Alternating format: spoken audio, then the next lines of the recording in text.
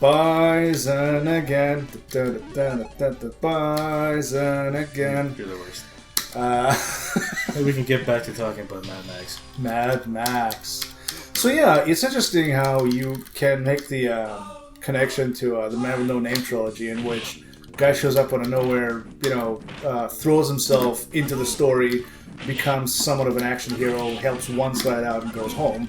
I mean, Max really had more of an origin with the first film, in which he was a cop, he was going off against bad guys, they eventually killed his wife and daughter, he got angry, he never went nuts, and decided to go, now! Oh, damn it. And just went full crazy on them and murdered them all. And you look at Road Warrior, in which post-apocalypse, oil is scarce, food is scarce, water is scarce, and he sees a bunch of people dressed in white fighting off against a bunch of punks led by a Jason Voorhees-looking bastard on steroids, and he decides to help the people in white because they'll give him gasoline in exchange. So, it's a fair deal. I help you, you help me, and I go home, and that's exactly what happens. He ends up being somewhat of a hero, but he goes away, and you look at the third film, and he finds Bartertown, owned and operated by, wow, you hit him. Did no damage, but I think it's just the last part of that spin hit him. Yeah, ran by Tina Turner, who's actually the villain of the film. You eventually find that out later on. There's a cool action chase scene at the end. And, I can never get through that movie. I did for the first time. Really? The first 2 times I ever watched the movie in the last 10 years, I fell asleep just after they exiled him from Bartertown. They put the giant head on him. Oh yeah, and put him that's on a where donkey. the movie stops. Yes, and it was maybe a month ago. Let's try it black. Maybe I'll win that. Black, send Ryu back. No, I can't do it. Get flagged. Yeah. Anyway, back. Stupid YouTube. No, YouTube is great. I love YouTube. We abide by the rules of the god of YouTube. That is YouTube. What were we talking about? Bartertown. Bartertown, yes. So a month ago, I was watching Thunderdome for the first time, and I'm actually paying attention. I'm looking at the attention to detail, listening to the story, to the characters. And Max is there, and he fights in Thunderdome, and he wins, and then he still gets exiled because he didn't kill his opponent. And then he finds a whole bunch of kids, well, they find him, who have been living in some sort of lagoon-type area. You can do it. Just make him block a fireball or something.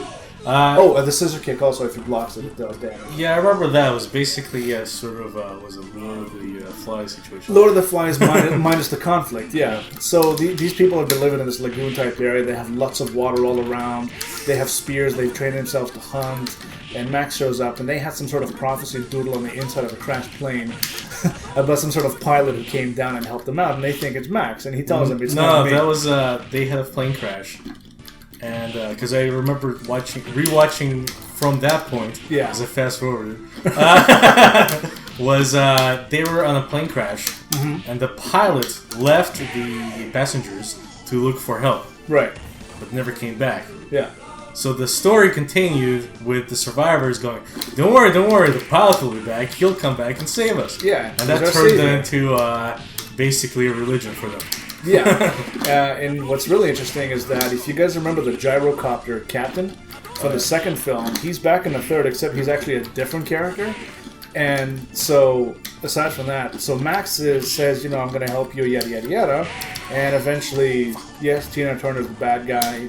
Max goes back to Bartertown. That little midget that was the villain is actually a good guy. Max helps him lead a rebellion against Tina Turner. And then what's really interesting is that there's a humongous and really obviously well-shot, car chase that ensues, in which you have the kids and Max and the gyro captain, who's a different character, running away from Tina Turner and everybody else. And the gyro captain becomes the hero. He's the one who shows up in a plane and gets as many people on it as he can, while Max fends off the bad guys and all the good guys get away. And Tina Turner looks at Max and goes, all right, you won this fight.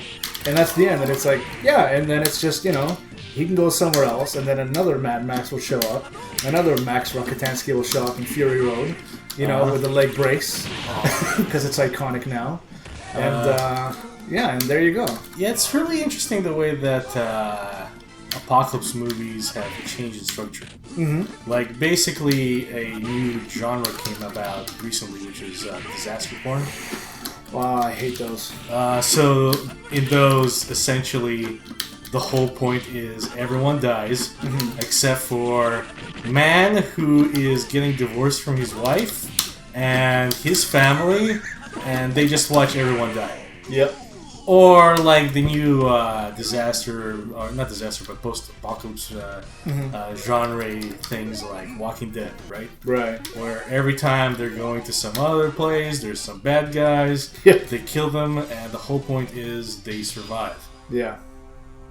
That's not the genre of Mad Max. Mad Max is an optimistic story. Mm-hmm. He goes around, he saves people, he creates these small enclaves of civilization from nothing, from the dread of the apocalypse. Yeah. He brings back some society.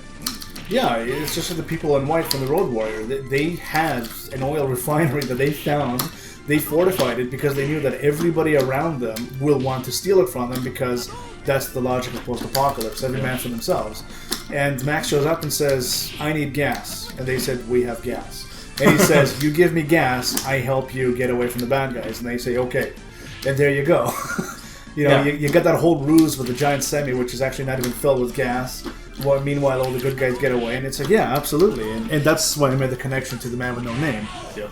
Just like Yojimbo. I think it's sort of like the political climate narrating the social zeitgeist or whatever. Yeah. Whole philosophical ass here. Except what I like about Fury Road is that it didn't really go in that direction. Yeah, it went more literal style. Yeah, it's more style and being more literal. It's like these people have a safe haven they live in, obviously regulated by some Julius Caesar type asshole who just says these people get water and these people don't. And he controls basically all the water, just like in Chinatown. And Max becomes a slave to these people, and he eventually escapes and says, "You've got a truck. You have the means to escape. I got it. Wait, you can't wait. Oh, look at that. Fuck you, Ryu.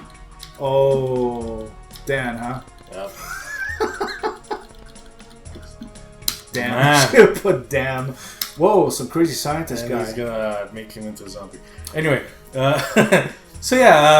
older movies were about basically Nixon era America, and everyone has to get theirs, right? Yeah. And the inspiring story of that day was, one person actually giving back to others, helping others, and that saves the day. And in modern days, it seems to be more of a surviving is good enough. Yeah. As long as we get ours, it's fine. And not only that, but also more modern day. You have that I've managed to survive. I managed to cultivate and apply agriculture, and everything is hunky dory. Until and then some asshole shows up. And it's not even the zombies usually. It's just some asshole who you think, hey, I'm going to help this guy out, and he ruins your shit up. And when the zombies show up, he goes away, and you're like, great, now I have no food, I've got no shelter, I have all these zombies, and that asshole took my guns. It's kind of the news cycle of the day, Everything's fine, then, I don't know, there's some school shooting or something like that, or terrorists, or some other horrible shit, like a plague comes and wrecks everything, and surviving is fine. That's good enough. That's such a hot-button topic, I didn't even notice you passed the game. Anyway. So M. Bison beat the shit out of Ryu. Damn right. And that is the perfect way to end this video series. End it? Okay, go watch Mad Max. Let's go watch Mad Max. Which one? All of them. All of them. Let's go watch Mad Max. Fury Road. Then all of them. Okay. Yeah, it's going to be 4, 2, 1, 3. Good deal. All right. Later, folks. Later.